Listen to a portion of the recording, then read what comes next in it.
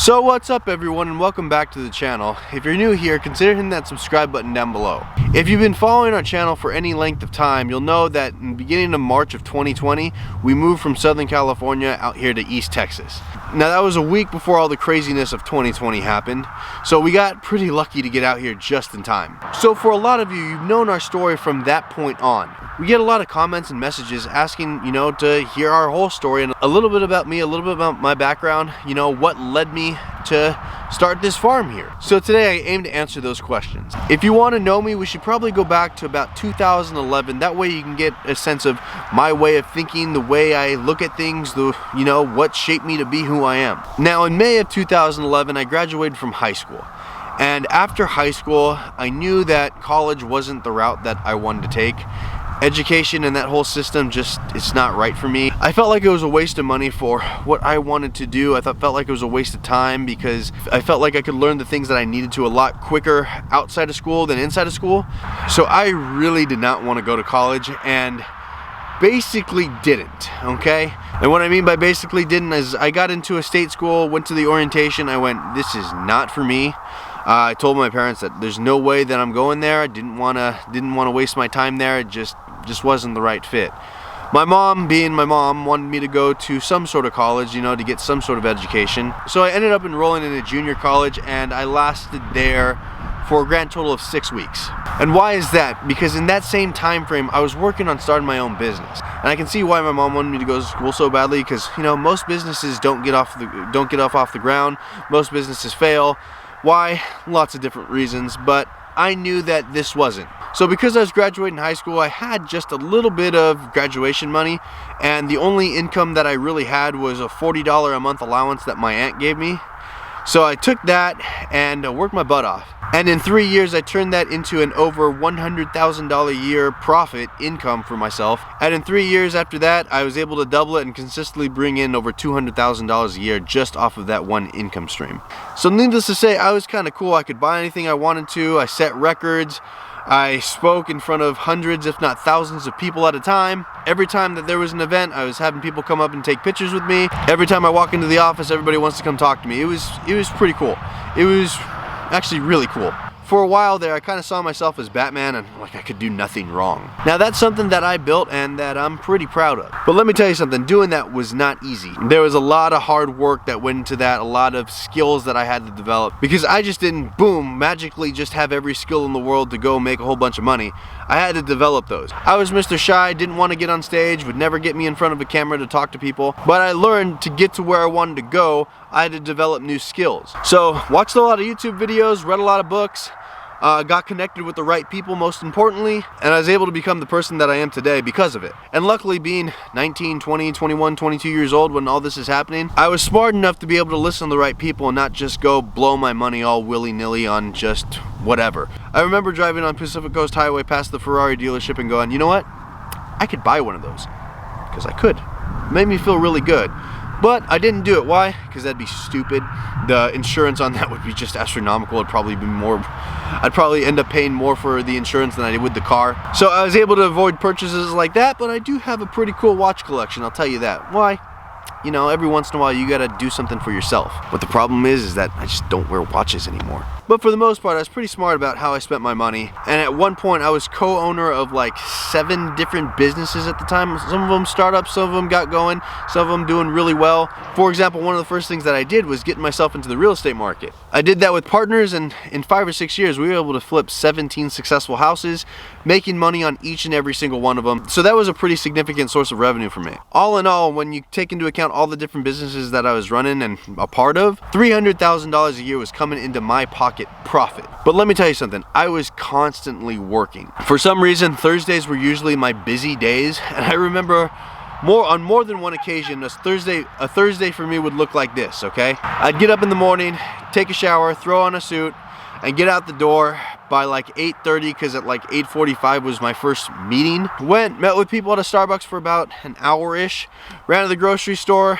grabbed a couple things I needed for a presentation that I was given at 11 o'clock, did the presentation from 11 to 1:30-ish, stuck around the office talking to people, closing sales, blah blah blah blah, till about 2:30. Would go change out of my suit, throw on some work clothes, go do some demo at a house that we were flipping till about 4:30. Drive down to Orange County, which is about 35 miles from where I live, which would sometimes take in traffic, you know, an hour and a half, 2 hours. Be on the phone constantly with people, you know, doing trainings, doing whatever, just being on the phone with people, doing meetings. Then get there, change into a new suit. Why? Because I couldn't wear the old suit that I was wearing the first presentation in the morning.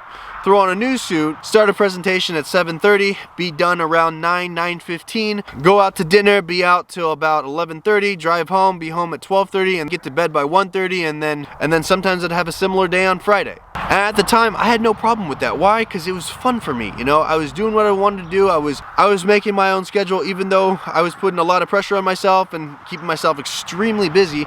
I was having fun. But when I first got started, I had a totally different set of goals than I did at that time. What I wanted to do in the beginning was save up a bunch of money so I can go move up to a really large ranch in Montana and kind of be away from the city, because it's just not something that, you know, I wanted to do. You know, especially being a little bit, I don't want to necessarily say shy part, just wanted to have my seclusion and privacy and be around people when I wanted to be. But over time, becoming the person that I was becoming, I was like, okay, you know what? No, I don't want that anymore. I want to be able to be in the mix constantly. I want to keep doing what I'm doing. I wanted to, at one point, buy a house in Newport Beach, live there. But in order to have that kind of lifestyle, you got to be go, go, go, go. And you can't stop. You just can't stop. Why? Because it's so freaking expensive to live there. And I didn't want some little condo. I wanted a, you know, nicer spread, a little bit of room, blah, blah, blah, blah. And if you want that there, whew, yeah, you're talking in the, at least at minimum 5 figures a month just on the mortgage. And we're probably talking multiple 5 figures, and that's just insane. But you see, at that time, to me, that wasn't that big of a deal. Why? Because there'll be days when I go to the mailbox, there's 5, 10, 15, I think up to $46,000 one time. But the problem is, I don't care who you are, you can't maintain that level of intensity, that level of work for a very long period of time. You're just gonna burn out. And for whatever reason, if you don't burn out, guess what? Life happens and just things happen. So it's not really possible to maintain that level of go, go, go, go, go constantly. And that's what happened to me. I got burnt out. I got tired. I went, okay, I'm doing all this work for what? Every April 15th was the day that I dreaded the most. Why? Because I was writing checks sometimes for upwards of $100,000 to pay in taxes. And to see that money just go away, that just hurt really, really badly. And especially being in California. So between getting burnt out and getting burnt out on taxes, I was starting to look around on Zillow at different places to live, because I didn't want to have to maintain that level of work, to maintain that level of income that I would needed to live the life that I wanted to in California. And up until that point, I traveled quite a bit. New York, we'd go to Las Vegas, turnaround trips sometimes, where we'd leave in the morning, 8 o'clock, drive there, do a presentation, drive back same night, get back around 2 in the morning. There'd be times where we fly to New Mexico, do a presentation in Albuquerque, fly back the same night. I didn't really stay in places that long. Why? Because there was stuff to do the next day. So I never really got to see the places that I'd go and work out. I mean, like when I was in Seattle, I'd be there, went, do a presentation, see the Space Needle, and come home. So I never really got to walk around, really never got to get a feel for the place rather than just the airport and probably the hotel that we're giving a presentation at. So back in, it was about the beginning of 2017, that's when I really was on Zillow looking at different places and going, wow, I can really buy that house for that price in different states. And I was going, I'm open to it. I want to see it. You know, the taxes were less, just a better situation. A lot of people were leaving California that I knew. Why? All the reasons, you know. And then also one of the things I wanted to do was at some point in my life, I want to see all 50 states. That's one thing that I think would be cool to do. I think that would be a lot of fun to do, just to say, hey, I've been in all 50 states, I've seen it. There's nothing in this country that I really haven't seen. So it's coming up on a pretty big milestone and got a pretty large bonus check and decided to do something a little bit crazy. I wanted to go cross off a lot of those states on my list. I was thinking, okay, how am I gonna do this? I could drive, doesn't sound like much fun, you know, a lot of gas stations, a lot of just, you know, a lot of focus driving. Didn't seem like too much fun to me. I could fly, be a lot of airports, a lot of kind of hecticness, and you couldn't really see too much of the country. There's no way in hell that I was gonna take a bus because it's a bus. So I was thinking for a few months, how can I do this? So I was thinking, how can I see a whole large portion of the country at one time? I don't really remember exactly how it happened, but I saw this ad for Amtrak, and I went, I'm gonna check it out. Back in 2009, we took Amtrak from Boston to New York on just a family vacation, and that was really cool. I liked it. You could see a lot of the countryside, and we made stops at different places. It was cool.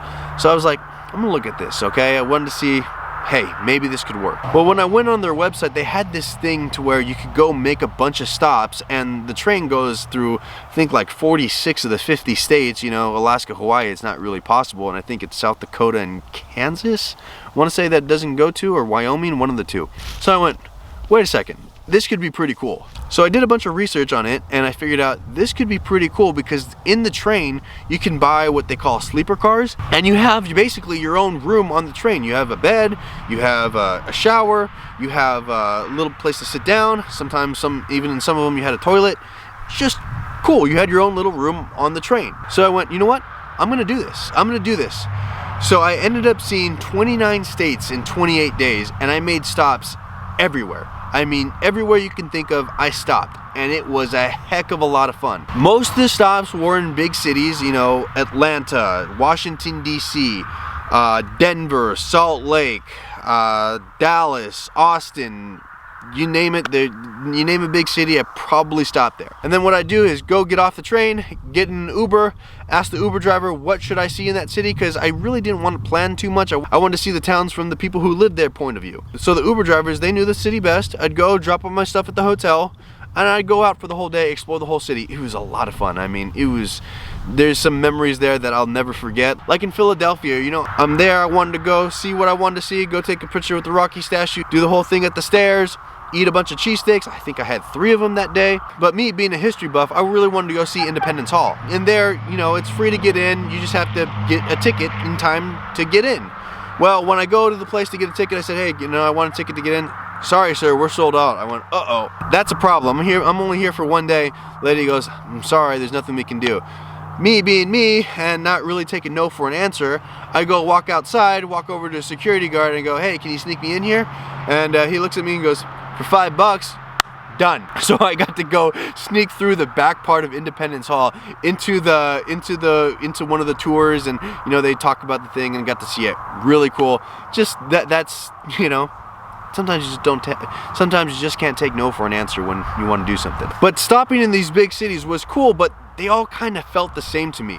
But some of the cool stops were when we'd go pull into a small town and say, hey, you know, this train's gonna stop here for 45 minutes, an hour and a half, or whatever. You can get off the train when it stops and get back on before it leaves.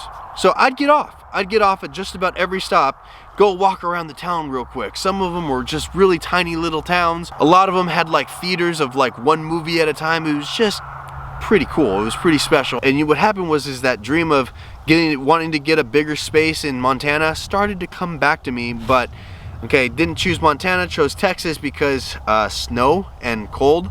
So that's basically why we chose here, and just fit better for us. It was sitting in the observation car. What it is a car where there's floor to ceiling windows, and it's just where people on the train can hang out. And there, it's just really pretty cool because the train's different, you know, it's just different. Why? Because you start talking to everybody. I mean, I remember playing cards with old ladies, talking to people that I never talked to. People coming up to me they'd literally say, hey, you know what, I don't know why I'm doing this. I overheard you talking to so-and-so over there, blah, blah, blah, blah, strike up a conversation, and next thing you know, I'm talking to them for a little while. It was cool, it was just different. And one of the towns that we passed through, actually, I actually remember passing through it, was Minaloa, which is just about, I don't know, maybe hour south of us. So I got to see this area a little bit, and I remember going, this is really nice, this is really relaxing, just sitting in the observation car looking out and just going, wow, you know, there's not a lot going on, and it looked really, really peaceful. So I finished the trip, I get back to LA, and I go, okay, I'm gonna start seeing what I can do about getting out of here, because I just didn't want to stay anymore. It just didn't feel right for me. Well, you could say life threw a curveball, if you want to call it that. A couple weeks after I get back, I get a letter from the mail from the IRS. Yeah, you never want to hear those, right? That's the one letter that you probably never want to see in your life. I don't wish that upon my worst enemy. I don't want to get into a whole bunch of details because a lot of it's boring and a lot of it will make me really mad. But long story short, an error on the part of the county clerk's office. They didn't file paperwork on the day that they were supposed to, and we ended up getting pushed back, ended up raising a whole bunch of red flags with the IRS, went to talk to my attorney, and basically what he told me is that my age and my education level didn't match my income, so all the red flags were raised and I was getting audited. Completely unfair, completely just bad. I mean, just bank accounts frozen, I didn't do anything wrong, by the way, okay? We all take deductions and, you know, always make it a little bit more here, a little bit more there. It just makes me really mad. I don't think that anybody working at the IRS can actually be a good person. That's probably the only profession that you'll ever hear me say that about. And you say, oh, you know what, Ryan, you probably shouldn't say that about the IRS. They're just gonna come after you again. I've gotten audited now every year of my adult life, and it's probably gonna continue for the next several years. So you know what, there's nothing they can do that they haven't already done. So yeah, don't like them. But that wasn't the only thing that happened. I went from giving an IRS deposition, you know, having to raise my hand, tell the whole truth, blah, blah, blah, with the camera in front of me. Yeah, not fun. To come home to find out that my aunt was diagnosed with cancer. So, had to switch gears real quickly, got in the car, we drove the same day that happened. I went from my IRS deposition to taking my aunt to a cancer hospital to go get some more information, to go get some stuff set up. That was hard. That was hard. That was one of the hardest days, I think, of my life. Just boom, boom, punches being thrown at me. It was a lot. And because of my work situation, I'm able to, you know, make my own hours or whatever. It was me that took my aunt to all the chemo appointments, all the doctor's appointments, because there's other stuff going on. I mean, and that was pretty serious. She was 79 at the time, and her last chemo treatment happened on her 80th birthday.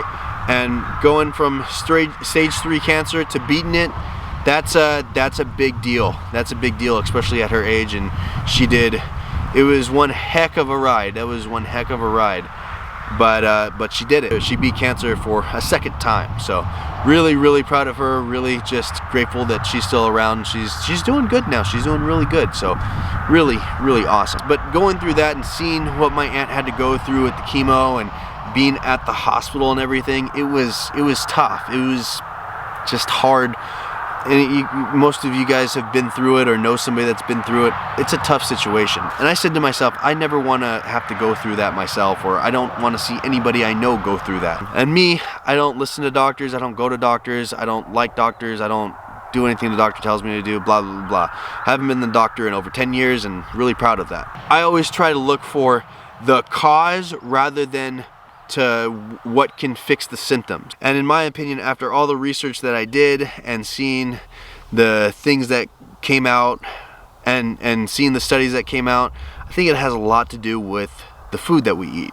Remember, the stuff that is put on our food, not good for you. Chemicals and stuff, not good for you. The stuff that the stuff that we ate, not good for you. Why? It's all Monsanto corn and soybeans. And that research got me down the rabbit hole of YouTube one night. I found Joel Salatin, Alan Savory, all these different market gardeners doing things, you know, to where it's all really truly organic, no pesticides, no chemicals kind of thing. It's funny how they call it organic and not, you know, chemical free. Really interesting, by the way. I saw people like Mark Shepard doing permaculture kind of stuff. I'm going, wow, this is something special. This is something that not only do I want to, you know, put in my body, but I want to be a part of it. Why? Because it lines up with the dream that I had of living on some acreage away from people, even though you're probably hearing the highway in the background. Why? Because you don't want to be too far away, and maybe in real estate, location, just a couple minutes from town, always a good thing. So I went, ordered a bunch of books, started taking courses, started watching a lot of YouTube videos. I just knew that what I was doing, running the business as I was at the time, is not something that I could sustainably do long term and be happy, especially knowing what I knew now. So in the beginning of 2019, I walked away from it all. I said, I'm done. I'm done. I'm not doing that anymore. I want to do something different. I want to live life the way I want to, and not the way that people would expect me to live my life, being on stage, doing everything that I was doing. I wanted to live life by my terms. Even though I thought I was at the time, I was doing things in order to make other people happy, and it's just, I'm just done doing that. I'm not doing that anymore. So I walked away from it all completely. Beginning of 2019, didn't do anything with those companies at all. Why? Because I wasn't happy. Simple as that. I wasn't happy. So during all of 2019, I learned a lot. I learned a lot, one, about different times of farming, how to do things, how to move animals. I learned different forms of marketing. I learned just a lot of different skills that I needed to learn. Made some mistakes, but also really learned from those. But it was around this time last year that me and Nicole said, you know what, let's really look into getting a place out of California. Let's look into a place that we both really, really like. And that drew us out here to East Texas. We actually came out here in May of 2019, didn't find anything that we necessarily liked.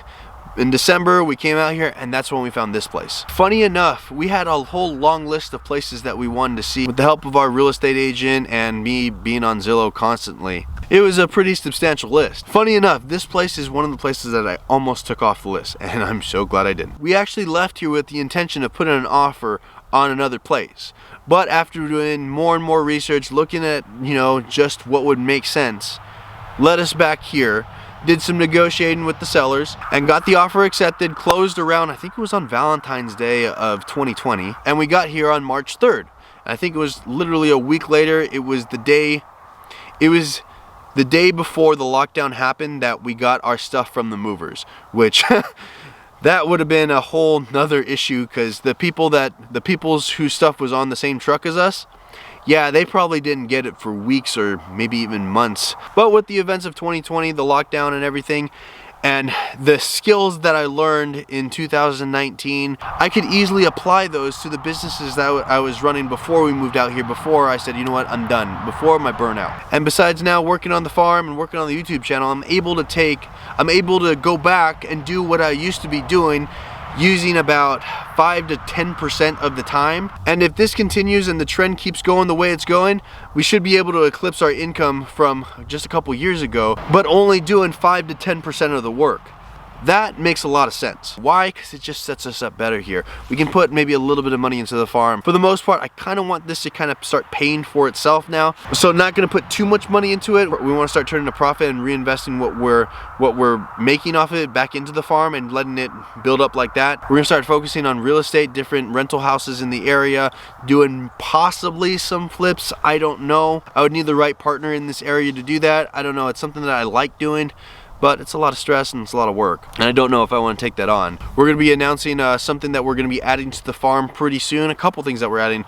One of it is an animal that we're probably going to be adding in the next couple months, maybe after winter. Another is something that we're going to be building here that it's going to be pretty cool, that I think you subscribers and our fans will really appreciate. But the major thing that we are going to be announcing is something that should help just about every regenerative farmer out there. That's going to be pretty cool, so stay tuned for that. But things are starting to sync up to where my old businesses that I do like doing now, especially because it only takes 5 to 10% of the effort that I was putting in to make right around the same amount of money, or if not more, pretty soon, and investing those into something that makes me really, really happy, and that's this place, stuff around here, and just setting us up really well for the future. So that's me, but you can't get, you know, the whole picture of me without getting to know this pretty lady right here, the one that has stood by me through all this craziness and all of 2020 and all of since when? Geez, like 2016. So yeah, means a lot to me. You can't get to know me without getting to know Nicole. She's doing some pretty cool stuff out here too. You know, working on your writing, and possibly trying to push her, because she really wants to do it, starting some sort of animal sanctuary or like pet adoption, pet rescue place. What do you think about that? You gonna do that? Yeah, we definitely have the space for it, so why not? Exactly. 30 acres worth of space to use. So yeah, keep it small. Maybe like we were talking about, maybe like, I don't know, like 4 or 5 animals at most, just like a handful. Nicole, what animal would you start with? Maybe dogs. We were talking about that, or sky's the limit. There's like pretty much everything out here. We've seen zebras. I don't know if he's told you that, but we passed a zebra like last year sometime. So yeah, I mean, really anything. Probably start with dogs, the more like standard, and then go from there.